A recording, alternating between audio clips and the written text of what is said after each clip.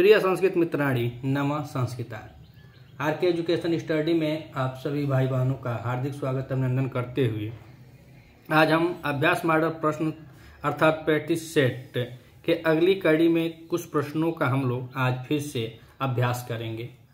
अगर आप UP TGT, PGT, LT, GIC अर्थात संस्कृत से अगर प्रतियोगी परीक्षाओं के अगर प्रतिभागी हैं या विद्यार्थी हैं, आप परीक्षा दे रहे हैं तो यह क्लास आप लोगों के लिए बहुत ही सार्थक होगी। हम प्रतिदिन इस चैनल पे 30, 40, 25, 50 ऐसे प्रश्नों की व्याख्यात्मक प्रश्न उत्तरी करते हैं। अगर आप चैनल पे नए हैं तो चैनल को सब्सक्राइब कीजिएगा और वीडियो के प्लेलिस्ट में जाइएगा, वहाँ से 133-34 वीडियो बस प्रश्न उत्तरी की ही पड़ी हुई हैं। अगर वीडियो आपको पसंद आए तो अपने मित्रों तक शेयर कीजिएगा। अगर कुछ कमी दिखे तो आप कमेंट करके हमको सुझाव भी दे सकते हैं और हमारा सपोर्ट करने के लिए चैनल को जरूर सब्सक्राइब कीजिए। आइए, इससे पूर्व हम लोगों ने अगली वीडियो में 30 से 60 तक के प्रश्नों पर हम लोगों ने चर्चा किया। आज हम प्रश्न नंबर 61 से आगे के प्रश्नों पर चर्चा करते हैं। प्रश्न नंबर 61 में कह रहे हैं कि लते प्लस एते इत्यत्र संधि अस्ति। इसमें संधि कौन सी है? पुरूप है कि पररूप संधि है कि प्रकृति भाव संधि है कि अयादि भाव संधि है? तो प्रश्न नंबर 61 में देखा जाए तो यहाँ पे प्लुप्त प्रगृहा अचिनित्यम सूत्र से प्रकृति भाव संधि का प्रयोग हुआ है। प्रश्न नंबर 61 में विकल्प हमारा सी सही होता है। अब हम प्रश्न नंबर 62 और 62 में पूछ रहे हैं कि पा धातो लोट लकारे प्रथम पुरुष बहुवचने रूपम भवति। पा धातु लोट लकार में प्रथम पुरुष बहुवचन का रूप है। ऑप्शन दे रहे हैं कि पीबंतु है बनता है कि पीबती बनता है कि अपीबम बनता है कि पीब बनता है।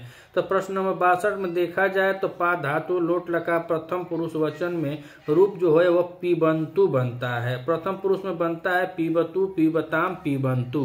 तो यहाँ पे पीबंतु अर्थात बहुवचन में पूछा है। अगर एक वचन में पूछा होता तो पीबतु बनता है, द्विवचन में पीबताम बनता है और बहुवचन में पीबंतु बनता है। तो प्रश्न नंबर 62 में विकल्प हमारा ए सही होता है। अब हम प्रश्न नंबर 63 और 63 में देखें तो कह रहे हैं कि ज्ञानवान इतसत्र कह प्रत्यय।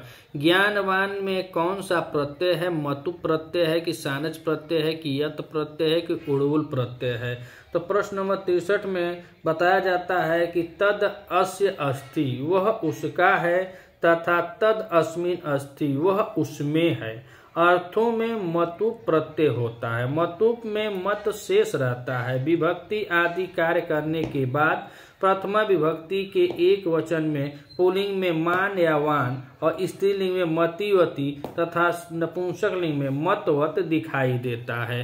तो यहाँ पे आया है क्या? ज्ञानवान। तुम कह रहे हैं कि पुल्लिंग में क्या आता है? मानवान मतु प्रत्यय का बचता है। तो यहाँ पे विकल्प हमारा कौन सा होता है? विकल्प हमारा ए सही होता है। प्रश्न नंबर 63 का विकल्प हमारा ए सही है।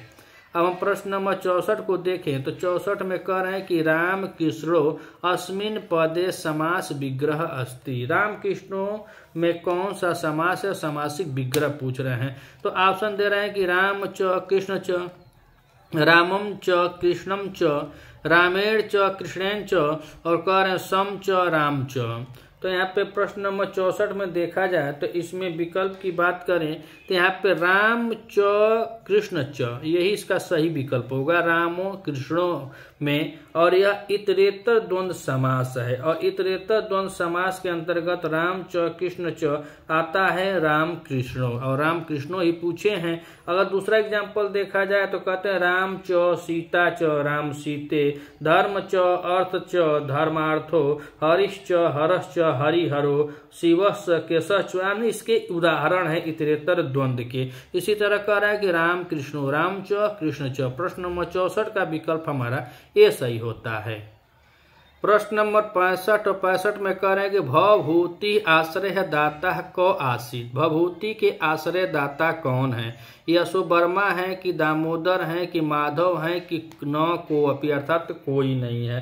तो भवभूति का समय 680 से 750 ईस्वी माना जाता है और इनके पिता का नाम नीलकंठ तथा माता का नाम जतुकर्णी था। भवभूति का मूल नाम श्रीकंठ था और यह दक्षिण भारत के पदमपुर अर्थात विदर्भ के रहने वाले थे और इनके आश्रयदाता का नाम यशो वर्मा था। और इनकी रचनाएं देखा जाए तो 3 रचनाएं हैं, तीनों रचनाएं रूपक है, महावीर चरितम है और उत्तराम चरितम है और मालती माधव है। प्रश्न नंबर 65 में विकल्प हमारा ए सही होता है। प्रश्न नंबर 66 और प्रश्न नंबर 66 में पूछ रहे हैं कि कालिदासस्य प्रथम रूपकम अस्ति। कालिदास जी का पहला रूपक है मेघदूतम है कि रघुवंशम है कि मालविका अग्निमित्रम है कि अभिज्ञान शाकुंतल है। तो महाकवि कालिदास जी ने कुल 7 रचनाएं किए हैं। महाकाव्य अगर देखा जाए तो महाकाव्य में कुमार संभव आता है और रघुवंशम आता है। खंड काव्य के अंतर्गत अगर देखा जाए तो खंड काव्य में मेघदूत आता है और गीत काव्य में ऋतु संहार आता है। और यहाँ पे पूछ रहे हैं रूपक। रूपक में इनका पहला रूपक अगर देखा जाए तो मालविका अग्निमित्रम को बताया जाता है, यह पहला रूपक है। और दूसरा विक्रम उर्वशी और अंतिम में अभिज्ञान शाकुंतल है। प्रश्न नंबर 66 में विकल्प हमारा सी सही होता है। अब हम प्रश्न नंबर 67 को देखें तो 67 में कह रहे हैं कि वारी शब्दस्य प्रथमा द्विवचने रूपम भवति। वारी शब्द का प्रथमा विभक्ति में द्विवचन रूप है। वारिणी है कि वारिणी है कि वारिभ्याम है कि वारी है। तो वारी शब्द का प्रथमा द्विवचन में वारिण शब्द का रूप चलता है वारी, वारिणी, वारिणी, अर्थात छोटकी ई होना चाहिए। तो कहाँ छोटकी है? तो बी में है।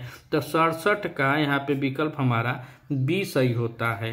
अब हम प्रश्न नंबर 68 और 68 में देखें तो कह रहे हैं हरे का संध विच्छेद है। हरे धन ए है कि हर धन ए है कि ह धन रय है कि हरन धन आय है।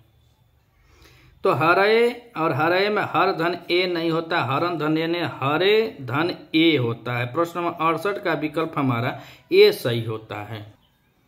प्रश्न नंबर 69 में कह रहे हैं कि कस्य रूपकेषु प्रस्तावना स्थाने उच्यते कालिदासस्य भवभूते श्रीहर्षस्य और भासस्य।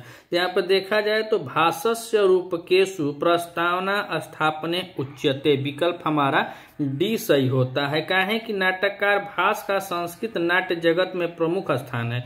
इन्होंने 13 नाटकों की रचना की है। भास के रूपकों में प्ररोचना, उन्मुखीकरण पत्र, प्रशांत प्रवचना का अभाव है, अर्थात प्रस्तावना में न नाटककार का नाम या परिचय है, ये न नाटक का नाम या अभिनय का संकेत है। इस प्रकार भास के नाटक में प्रस्थान और स्थापना के रूप में प्रस्तुत किया गया है। प्रश्न नंबर 69 में विकल्प हमारा डी सही होता है। अब हम प्रश्न नंबर 70 और 70 में कह रहे हैं कि तत्र श्लोक चतुष्टय इमिति कम दृश्य काव्यम उद्देश्यम उपैपितम। तो विक्रम उर्वश्यम है कि शाकुंतलम है कि स्वप्नवासो दत्तम है कि मृच्छकटिकम है। तो यहाँ पे 4 श्लोक हैं और चौथा अंक है और चौथे अंक के बाद 4 श्लोक महत्वपूर्ण है। तो किस में है, किस नाटक में? विक्रम उर्वश्यम में है कि स्वप्नवासो दत्तम में है कि मृच्छकटिकम है कि अभिज्ञान शाकुंतल में है। तो यह अभिज्ञान शाकुंतल के लिए कहा गया है कि तत्र श्लोक चतुष्टय इति शाकुंतम दृश्य काव्य उद्यम जोशपीतम, अर्थात विज्ञान शाकुंतल में कालिदास कृत 7 अंकों का श्रृंगार प्रधान नाटक है। इसके नायक दुष्यंत तथा नायिका शकुंतला है। अभिज्ञान शाकुंतल नाटक विश्व साहित्य के इतिहास में विख्यात है। अभिज्ञान शाकुंतल नाटक का नाम मनस पटल पर आते ही काव्य एवं संस्कृति के युगपत समावेश के कारण उदात्त एवं वांछनीय चित्र उपस्थित हो जाता है। काव्येषु नाटकम रम्यम तत्र रम्या शकुंतला तत्रापि चतुर्थ अंकस्त चतुर्थ श्लोक चतुष्टयम, अर्थात काव्यों में नाटक रम्य है तथा उसमें अभिज्ञान शाकुंतल का चतुर्थ का 4 श्लोक सर्वोत्कृष्ट है। और ये 4 श्लोक कौन कौन से हैं? तो यादस्य शकुंतलेतु न प्रथम व्यवसति शुश्रूव गुरून् और आत्मसाधु विचिन्त्य, यह इसके 4 श्लोक बहुत महत्वपूर्ण है। तो प्रश्न नंबर 70 में विकल्प हमारा बी सही होता है। अब हम प्रश्न नंबर 71 को देखें तो कह रहे हैं कि बालक को लड्डू अच्छा लगता है। इस वाक्य का संस्कृत अनुवाद है बालकम मोदकम रोचते, बालकस्य मोदकम रोचते, बालकाय मोदके रोचते, बालकात मोदकम रोचते। तो यहाँ पे रुच धातु है और रुच धातु के साथ इसमें रुच अर्थात प्रियमाण सूत्र से चतुर्थी विभक्ति लगती है। अरुच धातु में इसके समान अर्थों वाली धातुओं के योग में प्रियमाण अर्थात प्रसन्न होने वाले, तो इसमें चतुर्थी कहाँ लगी है? बालकम में द्वितीय, बालकस्य में षष्ठी, बालकात में पंचमी है। सी विकल्प जो है यही हमारी चतुर्थी विभक्ति है, बालकाय मोदकम रोचते। प्रश्न नंबर 71 में विकल्प हमारा सी सही होता है। प्रश्न नंबर 72 में कह रहे हैं निम्न में से कौन सा ग्रंथ महाभारत पर आश्रित नहीं है? महाभारत पर आश्रित नहीं है। बेड़ी संहारम है कि नैषधीय चैतम है कि शिशुपाल वधम है कि स्वप्नवासो दत्तम है। तो यहाँ पे देखा जाए तो बेड़ी संहार भट्ट नारायण की रचना है और यह भी महाभारत आश्रित है। नैषधीय चैतम जो वन पर्व है श्रीहर्ष की रचना है, 22 सर्गों में, यह भी महाभारत से आश्रित है। और शिशुपाल वधम की रचना देखा जाए तो यह 20 सर्गों में महाकवि माघ की रचना है और यह 20 सर्गों में इसकी रचना किए हुए हैं। तो यह तीनों महाभारत आश्रित है, लेकिन स्वप्नवासो दत्तम जो स्वप्नवासो दत्तम है यह भास जी की रचना है और यह महाभारत आश्रित नहीं है। बेड़ी संहार नैषधीय चैतम शिशुपाल वधम महाभारत पर आश्रित है, लेकिन यह जो है यह नहीं आश्रित है। प्रश्न नंबर 72 में विकल्प हमारा सी सही होता है। अब हम प्रश्न नंबर 73 को देखें तो कह रहे हैं अच्छ धन ऊहिनी में कौन सी संधि होती है? दीर्घ संधि होती है कि गुण संधि होती है कि वृद्ध संधि होती है कि पररूप संधि होती है? तो अच्छा दुहिन्याम उपसंख्यानम वार्तिक के आधार पर यदि अच्छ शब्द के बाद ऊनी शब्द आवे तो पूर्व एवं पर के स्थान पर वृद्धि एक आदेश होती है। जैसे अच्छ धन ऊहिनी अच्छोहड़ी, और यह क्या होती है? अच्छोहड़ी सेना होती है। और इसमें कौन सी संधि होती है? तो वृद्धि संधि होती है। प्रश्न नंबर 33 का विकल्प हमारा सी। प्रश्न नंबर 73 माफ कीजिए, प्रश्न नंबर 73 का विकल्प हमारा सी सही होता है। अब हम प्रश्न नंबर 74 को देखें तो 74 में कह रहे हैं कि लट लकार का प्रयोग होता है अघटन भविष्य में कि सामान्य भविष्य में कि अघटन भूत में कि अनघटन भविष्यत में। तो अनघटन यहाँ पे भूत में भविष्य में पूछ रहा है और अघटन भविष्य में कि सामान्य भविष्य में। लट लकार और लट लकार का प्रयोग जो होता है अनघटन भविष्य काल में होता है। विकल्प हमारा डी सही होता है कि अनघटन, और अनघटन भविष्य काल में किया जाता है। सामान्य भविष्य लिट लकार होता है जबकि अनघटन भूत लंग लकार होता है। संस्कृत में लकारों की संख्या 10 होती है। तो प्रश्न नंबर 74 में विकल्प हमारा डी सही होता है। प्रश्न नंबर 75 कहने के सदैव पद में संधि है, यड़ संधि है कि वृद्धि संधि है कि गुण संधि है कि अयादि संधि है? तो सदैव में कौन सी वृद्धि है? यहाँ पे देखा जाए तो संधि विच्छेद के सदा धन एव, और सदा धन एव अ के बाद ए आ रहा है तो यहाँ पे वृद्धि रेची सूत्र से वृद्धि संधि होती है। प्रश्न नंबर 75 का विकल्प हमारा डी सही होता है।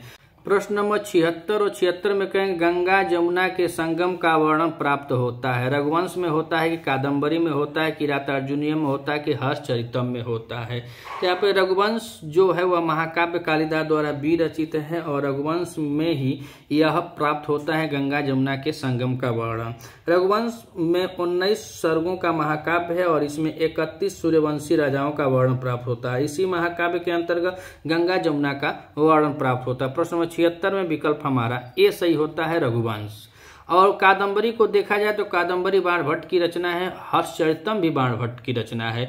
तो कादम्बरी का जो नायक है वह चंद्रापीड होता है और उसमें उसके 3 जन्मों की कथा का वर्णन मिलता है और इसी के अंतर्गत सुकनासो उपदेश आता है जो यूपी टीजीटी के सिलेबस में लगाया गया सुकनासो उपदेश। और सुकनाथ जो होते हैं वह तारापीड के आमात्य होते हैं, प्रधान आमात्य अर्थात प्रधानमंत्री होते हैं। और सुकनास के पुत्र का नाम वैशंपायन होता है और तारापीड के पुत्र का नाम या चंद्रापीड होता है। यह दोनों मित्र होते हैं और यह भी दोनों तारापीड और शुकनाश भी मित्र होते हैं, लेकिन राजा और प्रधानमंत्री होते हैं। चंद्रापीड के यौनावस्था में उपदेश देते हैं कौन? शुकनाश जी, इसीलिए उसको शुकनासो उपदेश कहा गया है। किरातार्जुन यह महाकवि भारवी द्वारा विरचित महाकाव्य है जो 18 सर्गों में विभक्त है और इसमें हमें प्रथम सर्ग ही पढ़ना है, लेकिन जानकारी हमको 18 सर्गों की ही करनी पड़ेगी या जानकारी प्राप्त होनी चाहिए।